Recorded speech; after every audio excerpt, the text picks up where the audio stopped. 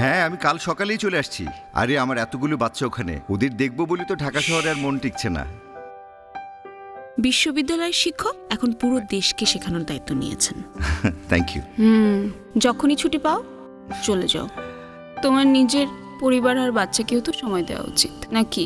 আরে গোটা দেশটাই তো আমার পরিবার, আর তোমরা আছো বলেই তো আমি এই পরিবারের দায়িত্ব নিতে পারছি, তাই না? এখনো ঘুমাচ্ছে?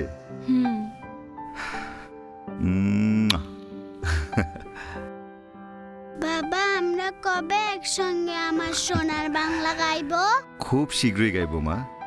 আসি, বাই। সাবধানে থেকো। বাবাকে বাই বলো। টাটা।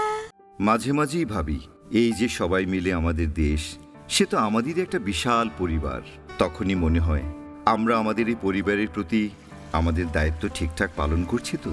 এতগুলো সদস্য এই পরিবারের, আমরাই তো একে অপরকে দেখে রাখবো, তাই না? দেশের এই যে এত উন্নয়ন হচ্ছে, সে তো আমাদের ভালোবাসা আর দায়িত্ব পালনেরই ফসল। আমরা যদি আমাদের দায়িত্ব নাই নিতাম, তাহলে কি আর এত আত্মত্যাগের বিনিময়ে এই দেশকে স্বাধীন করতাম?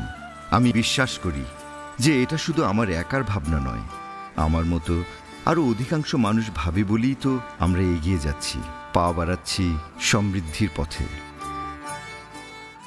আমরা আমাদের নাগরিক দায়িত্ব পালন করব, সবাই সঠিকভাবে ভ্যাট পরিশোধ করব। কি করব? দায়িত্ব পালন করলে কি হবে? আসসালামু আলাইকুম ভাই, ভালো আছেন? হ্যাঁ, ভালো আছো না? আমার টাকাটা কত? খারাও দেখতাছি 3000 টাকা। এই নেন। লও, মিষ্টি খাও। এই খারাও, কই যাও? ভ্যাট চালানের রসিদ নিবা না?